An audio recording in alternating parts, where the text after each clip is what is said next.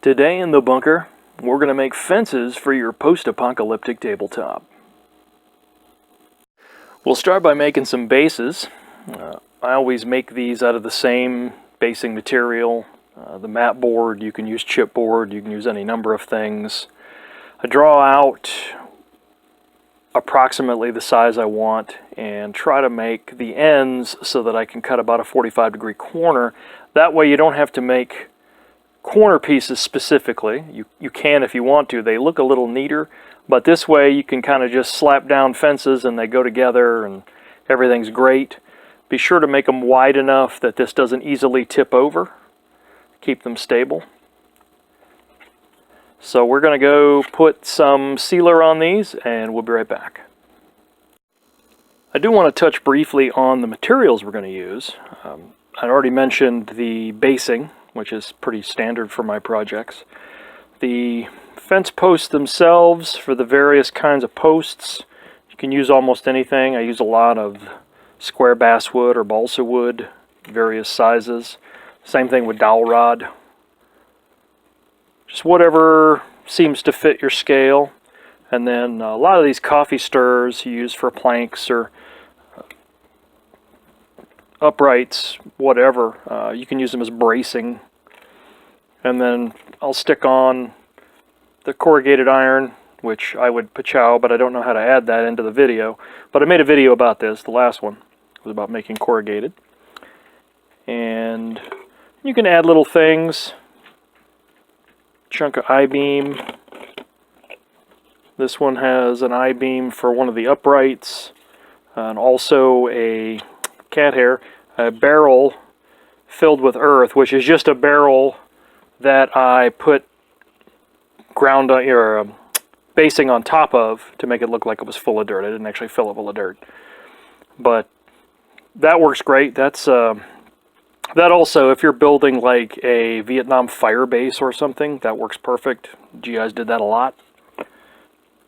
So pretty much whatever you have, depending on the scale and how scrappy it needs to look, you can use quite a number of things, and it's cheap. A lot of it you can just improvise. Once you have your bases done, you can take a mini and kind of figure out how tall you want your fence to be. And again, these vary just as they do in real life. I went for one that was kind of a sort of a fence you might find around a house, typical yard. This is one of the prototype ones that I made. But take the time to measure these out and figure out, like for your plank spacing, if you do this style. If you're using a scrappy kind of build, it's not so important. You can put all kinds of things in there, earthen barrels, and just support it with whatever. I've got one of these I built that's got upright supports, but it's not out here on the table. But in any case, you can see they don't have to be super scientifically measured, but if you want everything to be evenly spaced, then it's probably a good idea to go ahead and take the time to do that. When you glue on your uprights, you can use PVA like I've done on some of these, or if you really want to speed it up, you can use super glue and add a little baking soda to it, and that'll make it firm up very, very quickly. Once your uprights have glued sufficiently, they won't be completely rigid, but they'll be flexible enough they won't just fall off. You can start putting your supports on, and here I've done one with super glue and one with PVA. If you cut these precise enough, they'll kind of fit in there without bending anything one way or the other, and with the glue it's just snug enough to hold it until it's dry. Alright, so there's our uprights and our supports for our fencing boards. I did ensure that they are, the support boards are out on one face of the fence. That'll be the outside. You don't have to do it that way, but it gives it a little bit neater appearance and kind of more like a real fence. So we'll put some boards on there and be right back. It may take a bit of fiddling to get the size correct.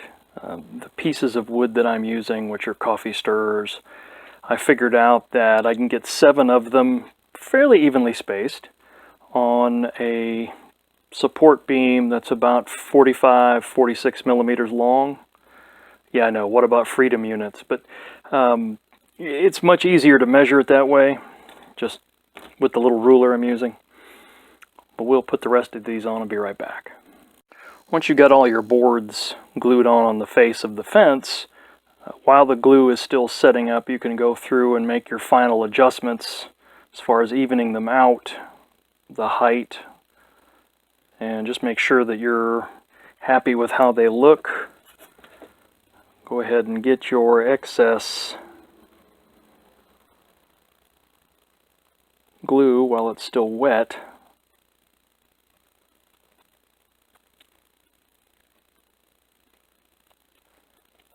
And then just let that dry. This same method works for small fences like you'd have in your yard. It also works for larger fences as you'd have around, say, a construction site or a babushka's garden, whatever you do.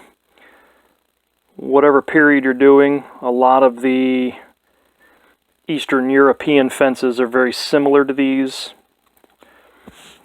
But, I mean, it's a fence, so it's fairly generic. And while that's drying, here's a couple of other pieces I've been doing in between shots. Just the basis of a scrap fence, and then one that's a little bit neater. You could even do this for corral fencing, that sort of thing. So if you're doing even an Old West game, this would work fine for your paddock around where you keep your horse. And you could make a corral that's not just okay. Once everything's dry, it'll be ready for basing and painting. I just use on these particular set, because I want it to match all my other terrain bits I've been doing for this project. I actually started out with a rust brown primer, spray primer, and built up from there. The ground, I used a couple of different brown and tan shades, and then finally like a maple sugar tan as the final highlight. The wood, I put a sort of a pewter gray color on there over the brown, and then dry brushed up with a lighter gray, and then finally more of that maple sugar tan.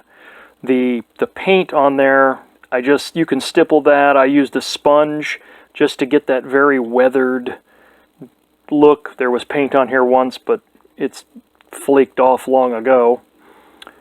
Or you can paint it fresher if you don't want it to be quite so scrappy and apocalyptic looking. The other ones, you just put various bits and pieces on them and then paint them as appropriate. This was a rusting technique that I was playing with. I didn't really care for much, but you know, just go nuts with it.